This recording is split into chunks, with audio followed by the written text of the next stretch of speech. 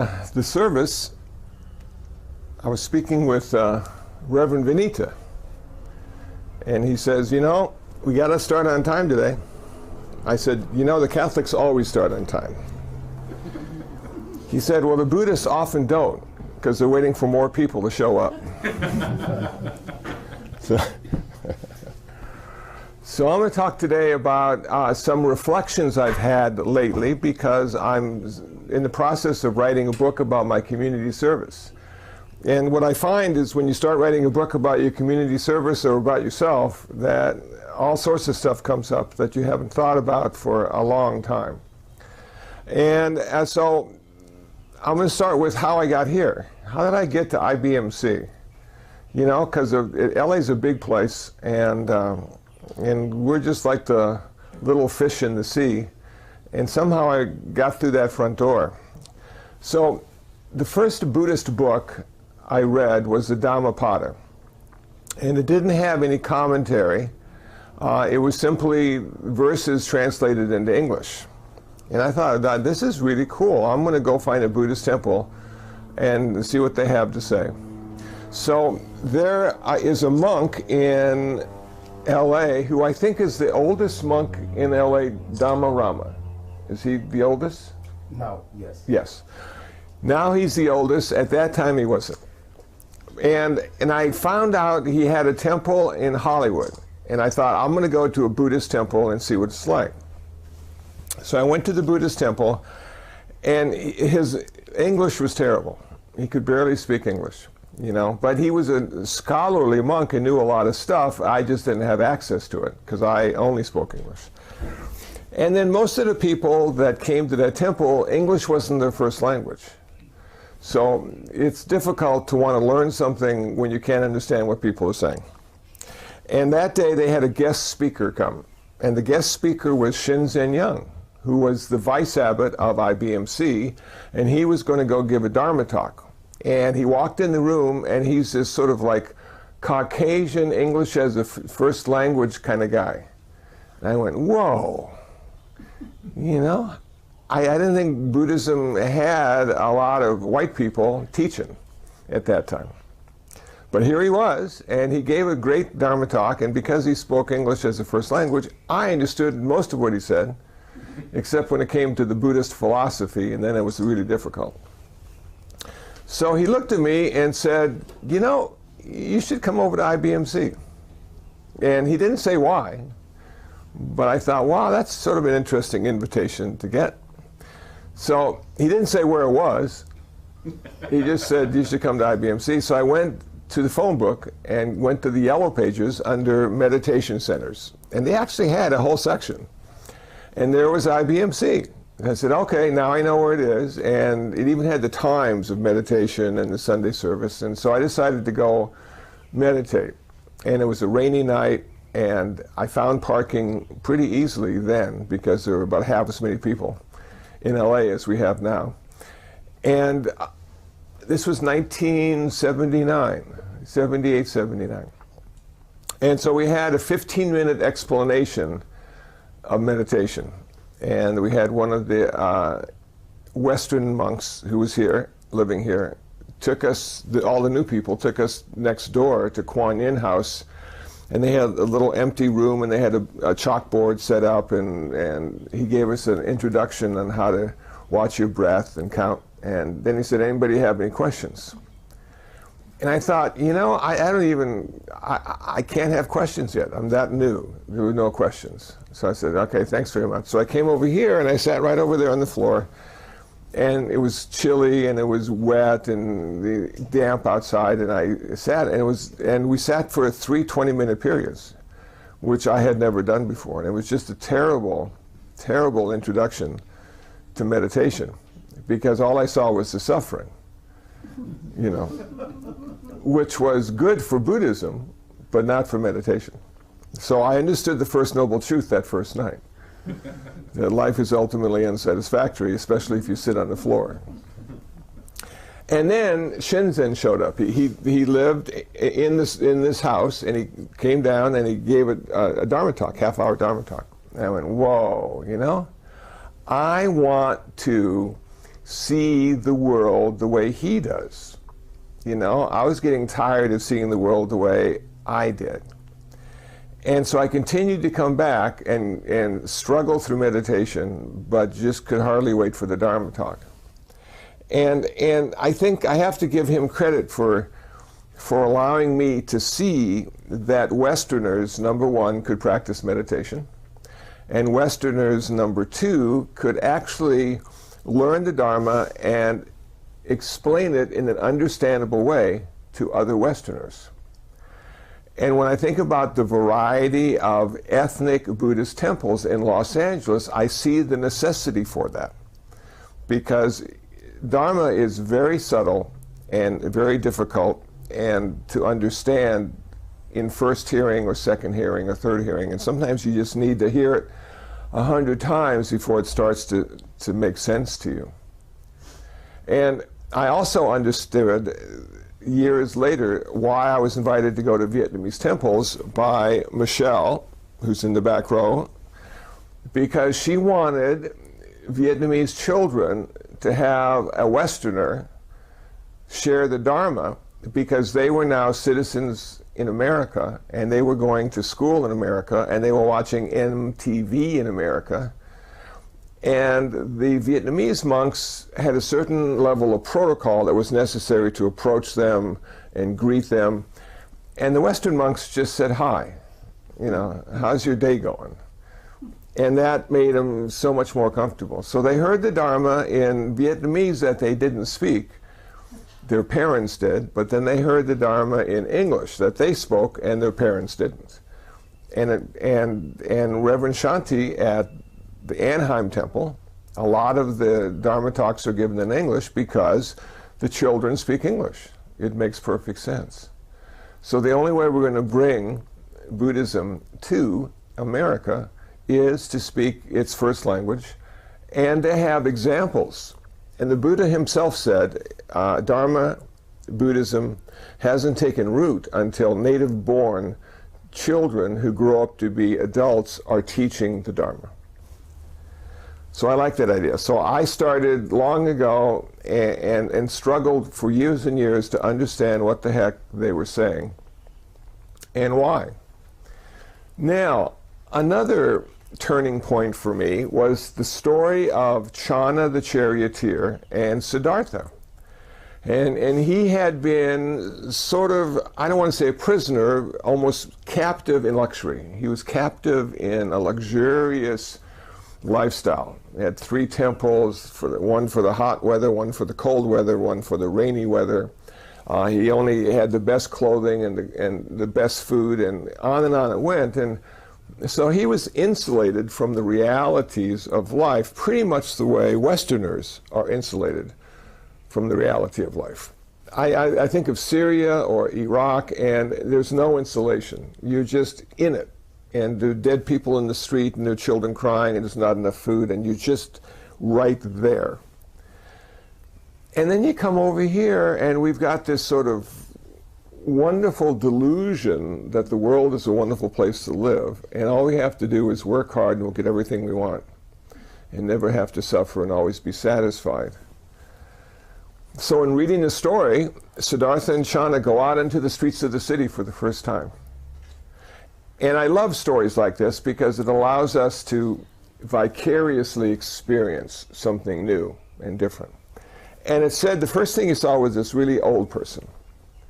Now at the time I was like 43, 42, so I didn't consider myself old. Other people did, but I didn't. And I sort of picked up on this, you know, real easily. You know, like Siddhartha said, well, what's wrong with that person? Because he had never seen an old person before. And if you've never seen an old person, then all of a sudden see one, you're sort of shocked, you know. You go, whoa, what happened? And what happened was life. Life happened. And now we have to deal with it. So Channa explained to Siddhartha, well, everybody who's born, if they live long enough, will get old and resemble that person in some way. And it must have been a shock to Siddhartha with his fine clothing and his well-fed stomach and his environment of beauty, that this was in his future, that he too one day would resemble that old person.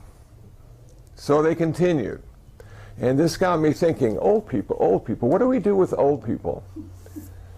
Well, you know, we like to put them with a bunch of other old people, so they can all live together. And for a couple years, I went to visit the young people in Seal Beach at Leisure World. We had a wonderful group that would meet once a month and we would talk. And they have like 7,500 people over the age of 55 living together in this community.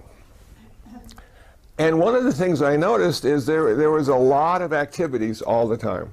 If you wanted to do something, there was always something to do. They had tap dancing, and they had calligraphy, and a wonderful library, and they just went on and on and on, club after club. And then we have the Buddhist club. And one of the topics we always liked to talk about was life and death, the beginning and the end. You know, because by that time, the middle was pretty much insignificant. And so, you know, how do we live well as an elderly person? What's the secret? And there was exercise, and there was yoga, and there was like a lot of other stuff, but the real treat of being there was to see that you live well by how you think and what you do, and not being defined by others who look at you and go, wow, that's an old person. So at 44, I'm starting to think differently about what it means to age and how to do it well, and to see the inevitability of age. That nobody, though in LA they try hard, but nobody gets away being young their whole life, externally. But you can get away being young your whole life internally. And I just posted something by C.S. Lewis today on my Facebook page. If you live long enough, you'll read fairy tales again. And I thought, what a wonderful way of looking at it. Because you have this wonderful youthful attitude, and you have this wonderful aged attitude, and in between you take everything so seriously. You know, everything is so important.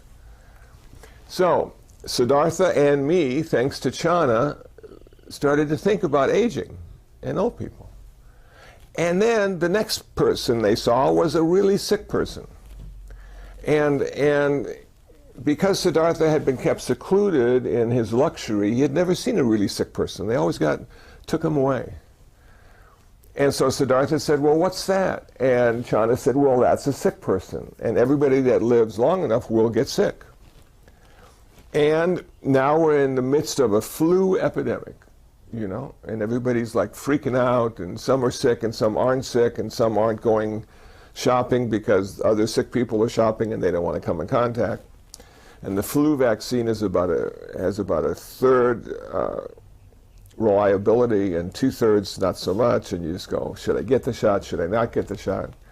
And then somebody who's 5 dies, and you go, wow, how can you die at 5 from the flu? And then somebody at 85 dies, and you go, wow. And it just sort of gives you this fear, you know, of getting sick. But Siddhartha, later to become the Buddha, warned us, everybody that's born is going to get sick over and over and over again. And one day that sickness may take you down. And some of the most enlightened countries in the world have health care for everybody, because they know what the Buddha knew. Everybody's going to get sick, you know. And in America, even if you have health insurance, it may not be enough to keep you from bankruptcy, you know. And it's an odd way of viewing the world, and I had never viewed it that way before. I had never seen health insurance as being that important because I was youthful. I didn't get sick very often. I felt good about myself. Only other people get sick, not me. And then bronchitis. And I go, whoa, bronchitis. I'm coughing and sneezing, and the doctor says, you should quit smoking. It's not good to smoke and have bronchitis. Oh, I'll be okay, doctor. Just give me some penicillin and some antibiotics, and I'll be fine. And in your youth, you seem to mend quickly, and as you age, you sort of mend a little bit slower, and then at some point you don't mend at all, and you just go, wow, what is this? So I'm reading this story, and I was just having insight after insight into the nature of my life, which nobody had talked about before. Everybody I talked to always told me how I should live. Not, how I'm going to get sick, how I'm going to get old. That's just, they sort of just skipped over that part. Didn't want me to get depressed about being born. And so what do we do with sick people? Well, we don't want to see them. We don't want to get sick. So we stick them in hospitals. So it's rare to see somebody who's really sick on the street unless they're homeless, because we stuck them in a hospital and only friends and relatives get to see them. So it prevents us from seeing the reality of our life. In the same way, aging and putting elderly people in communities or in rest homes or assisted care prevents us from seeing the reality of our life as well. And then there were two more things. And so Chana and Siddhartha are going through the streets of the city, and then they see this dead person. And I'm thinking way back when, they probably had a lot of dead people in the streets and stuff, and maybe they buried them within a day or so. But they didn't have morgues, they didn't do autopsies. It was just sort of like, we got to get rid of this guy because he really smells, So let's bury him. And I thought to myself, in America, we don't see dead people very often. Even the news sort of blurs everything out, Just when the police officer's about to shoot the guy and kill him, everything gets blurred.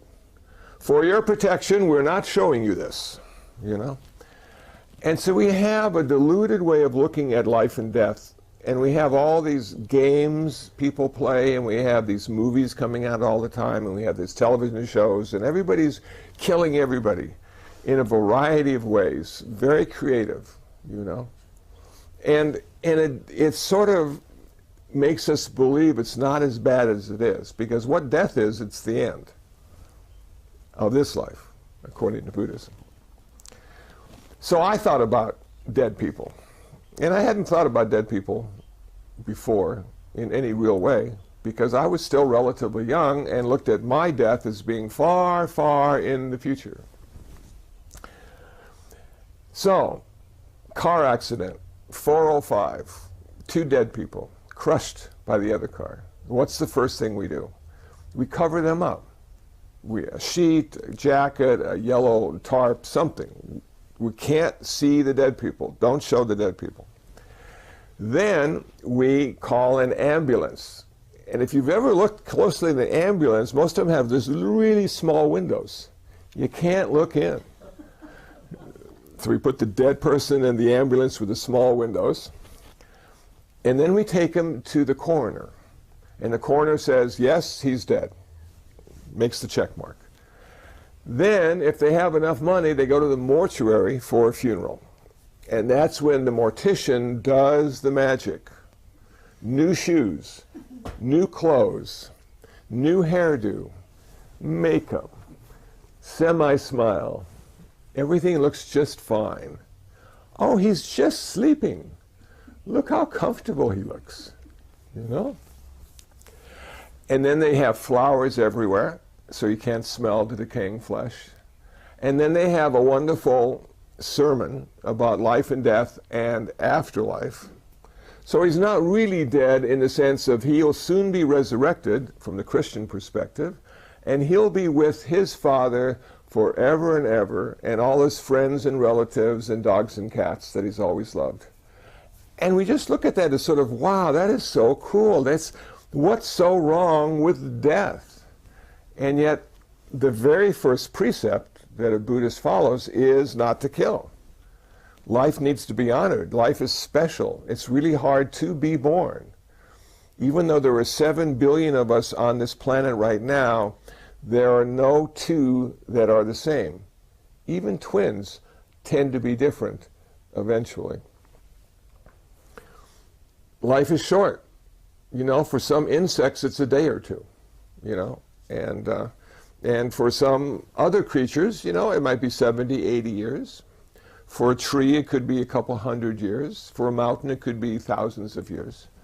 But we all have this timer, and it's set to a certain age, and then when it hits its age, then we die. And people say, well, why don't we change the world? Let's change the world. We'll band together and change the world. Well, there's not enough people that will come together and look at it, the same problem in the same way to allow us to change anything radically. We only live 60, 70, 80 years. We don't live long enough to change anything except ourselves. But out there, it takes so long to change anything. So this idea of death and life becomes more special for a Buddhist because it's often said, use death as your co-pilot. Have this little guy sitting on your shoulder saying, one day you'll be dead, one day you'll be dead, don't sleep in, get up early, you got stuff to do, one day you'll be dead. So as you start to age, and you've heard the story, old people get up early in the morning, they don't sleep in. 4 or 5 o'clock, they're up. You know, and because they got stuff to do.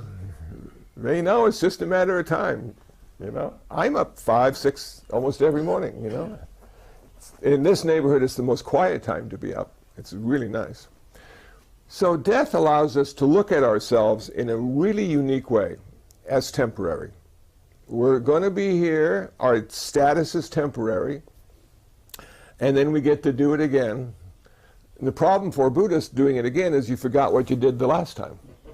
So you keep repeating all the same mistakes. But one day you'll get it. So those are the 3 images that Siddhartha saw, which really changed his thinking and also changed my thinking. And then the 4th, which was the most important, because the 4th held the answer to the other 3. And that was the yogi, the mendicant, the meditator, the guy that was all dressed in white, who seemed to be detached from all the suffering Siddhartha had just seen on his journey in the city. I didn't get it the first time I read it. I didn't understand why that was so important. It was so important because there's an answer to all this suffering that's created by old age, sickness, and death. And the answer is what Siddhartha found and became the Buddha. So it was nice to know that you could do something about it. And that's the best part about Buddhism. It sets you up to really be depressed, you know? It's just because, like, number one, there's no hope. And I said this the other day, and the reason there's no hope is because there's no tomorrow. We're just sort of stuck in this present moment, you know? Hope is always in the future. There's no future in Buddhism. You just got to work with what you got right now. And by the time tomorrow comes, it's today. And by the time lunch comes tomorrow, it's lunch today. So we don't get a chance to have hope. We have something to do. We can be proactive. We can change the outcome of our life by what we think, say, and do. And that came out of this story for me, which just, for me, was such a radical concept in looking at how my life unfolds and what I needed to do to make my life filled with less suffering and more happiness, ultimately peace. So I said to myself, okay, what am I going to start off with? Well, I'm going to get rid of all my polyester shirts. I'm going to wear cotton and wool, because that's what the Buddha would have worn if he had a choice. You know, this polyester with the flowers and the big collars, I'm thinking, you know, fashion, I don't know, I'm going to tend to go more towards function. You know, and then I got tired of just watching the same old TV shows. I'm going to watch PBS. I'm going to see what they have to offer. Well, it took me a long time to fully appreciate PBS because they don't have commercials. So you don't get to leave. You're just sitting there for an hour or two, you know. And if you leave, you miss something. You know? And then they had really like important stuff. And nothing I had watched on television was important. You know, and now they've got important stuff. And I started to learn history and about the cosmos and all sorts of really interesting things that I had nobody to talk to with, because all the people I had been associating with watched the same TV shows I had watched, worn the same polyester I had worn, and now I needed to find some new friends who could get on board with me in the direction I was going because of this story about Siddhartha and Shana. So I started hanging out at vegetarian restaurants. I'm thinking, that's where these people are going to be.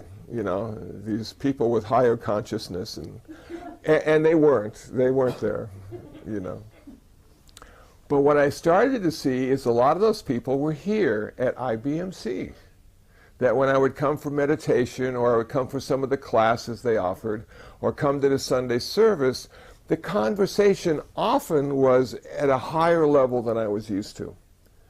So I always learned something. Every time I came to Sunday service, I always learned something. Something I hadn't been aware of, or something I had been aware of but had looked at it incorrectly. And sometimes I befriended people and we would hang out together and we'd talk really interesting talks. And then I'd go back to work and it was just the same mundane stuff.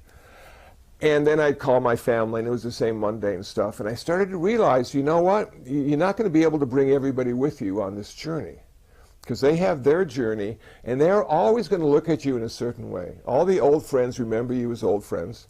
Your family never gives you a break, and they're always going to think of you as the little guy who didn't take out the trash. And it goes on and on and on. But then you have this new set of friends that you can hang out with. And oftentimes in America we call it Sangha, other people who are practicing. But the traditional definition of Sangha are monks and nuns. Novice and fully ordained monks and nuns. That's your Sangha. And these people don't necessarily watch TV at all. You know? They got other stuff to do. And they've given up working, which sounds like a wonderful thing to a lot of people, to not have to work ever again. But what they've taken on instead of a job is a lifestyle, which means they never get a day off. It looks like they get a day off sometimes. It looks like they get to go out and do some fun stuff, but they're always monks. And if lay people see monks out doing fun stuff, they want to talk to them. And they ask them questions about the Dhammapada, or the 7 factors of enlightenment, or the 4 noble truths. So the monks have to go hide in the zendo, you know, and meditate to not answer all those questions all the time. And then people expect them to be perfect. And for a long time, lay people weren't allowed to know the vows that the monks and nuns take, because they would always be critical. You didn't follow vow 43 to the letter of the law. Why'd you have 2 pieces of chocolate cake? What does that mean? Aren't you enlightened yet? Well, I often think about myself and my ordination, and the reason I took ordination is because I needed more work on myself than the average person. So I needed more time to work on that. It wasn't that I was better, I was worse. And after 25 years, I'm starting to get a little better, you know? But it's really lifelong. Perfection doesn't come overnight, for sure. I'm thinking maybe 10,000 lifetimes to be perfect. And then by the time you're perfect, you only have that one lifetime to live, and then you never have to be born again. And then you're through. All that time trying to be perfect, and then it's over. Never really enjoying the perfection long enough to say, hey, look who's perfect.